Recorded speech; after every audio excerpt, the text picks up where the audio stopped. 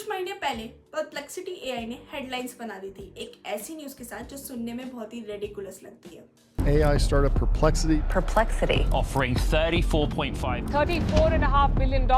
All cash offer to अब अगर आप टेक स्पेस को थोड़ा भी फॉलो करते हो तो आपको पता होगा कि गूगल का क्रोम एक रिलेटिवली अननोन एआई स्टार्टअप को बेचना बहुत ही क्रेजी आइडिया है। Everyone with in the industry new ये डील कभी होने वाली नहीं है, फिर भी कई दिनों तक हर मेजर मीडिया आउटलेट ने इस न्यूज को कवर किया। सोशल मीडिया ओपिनियन से एक्सप्लोड हो गया और अचानक से ये एआई कंपनी जिसका नाम लोगों ने सुना भी नहीं था, ओपन एआई, माइक्रोसॉफ्ट और गूगल जैसे जायंट्स के साथ सेम रूम में डिस्कस होने लगी। और जब दुनिया ये एनालाइज कर रही थी कि ये डील लॉजिकल है भी कि नहीं, परप्लेक्सिटी की वेबसाइट ट्रैफिक ओवरनाइट स्पाइक हो गई, ऐप डाउनलोड्स बढ़ गए और मिलियंस ऑफ यूजर्स ट्राई करना स्टार्ट कर चुके थे। अब आप इससे जीनियस मार्केटिंग समझेंगे या फिर कह सकते हैं कि ये एक पब्लिसिटी स्टंट था जो मैनिपुलेशन के बॉर्डर लाइन पे था, लेकिन एक चीज देखने वाली है, ये काम कर गया। आज परप्लेक्सिटी एआई की वैल्यूएशन $20 बिलियन है और ये इसलिए भी क्रेजी है क्योंकि सिर्फ 3 से 4 साल पहले ये कंपनी एग्जिस्ट भी नहीं करती थी। अब बात यह है कि परप्लेक्सिटी ओपन एआई और गूगल के साथ सिर्फ टेक्नोलॉजी पर कम्पीट नहीं कर सकते, उन कंपनीज के पास अनलिमिटेड रिसोर्सेज है। तो इंस्टेड ऑफ दैट परप्लेक्सिटी एक बिल्कुल अलग गेम खेल रही है, एक ऐसा गेम जहां bold PR move, strategic partnerships और साइकोलॉजिकल पोजीशनिंग प्रोडक्ट जितनी ही इंपॉर्टेंट है। और इस बारे में आज हम इस वीडियो में डिस्कस करने वाले हैं।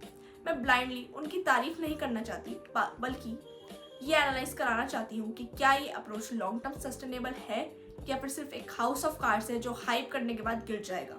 क्योंकि जो परप्लेक्सिटी कर रहा है या तो वो फ्यूचर बिग टेक से कम्पीट करने का मास्टर क्लास बनेगा या फिर एक वार्निंग स्टोरी होगी जो आगे किसी भी स्टार्टअप को नहीं स्टार्ट करनी चाहिए।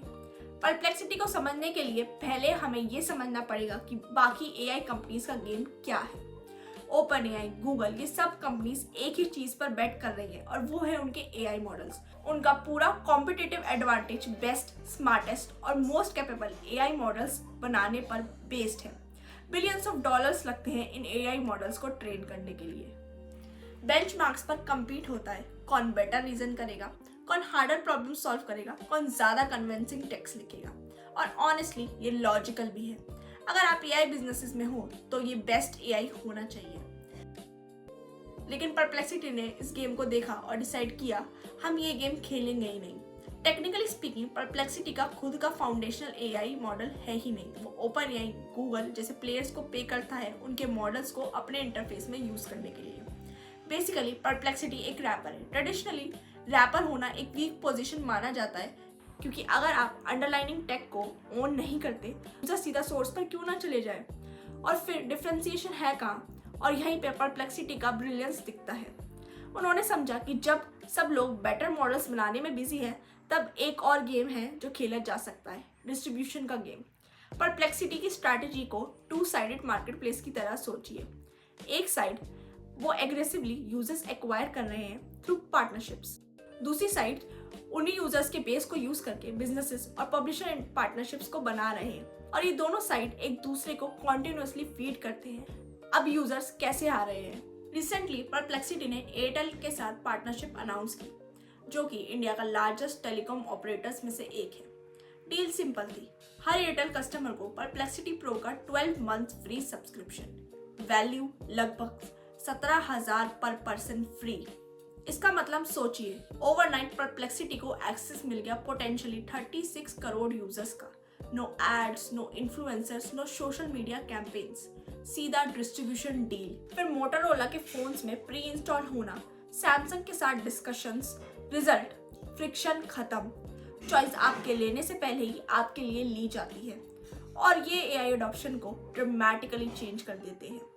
अब आते हैं इंटरेस्टिंग पार्ट पर। इतने यूजर्स के साथ परप्लेक्सिटी बिजनेसेस और पब्लिशर्स के पास जाता है एक पावरफुल प्रपोजिशन के साथ।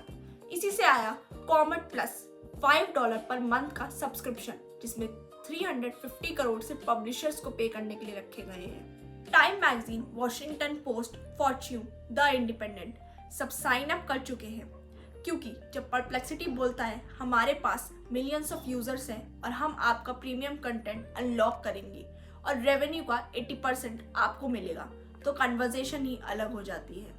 ये पावर आती है टेलीकॉम और डिवाइस पार्टनरशिप से, और यही पार्टनरशिप रियल डिफरेंशिएशन बन जाती है। इंटरफेस कॉपी हो सकता है, मॉडल्स रेंटेड है, लेकिन एक्सक्लूसिव पब्लिशर एक्सेस रेप्लिकेट करना मुश्किल है। यही लॉजिक कॉमेट ब्राउजर्स में भी है। ब्राउजर टेक्निकली क्रोम ही है, क्रोमियम बेस्ड, कोई स्पेशल टेक नहीं है।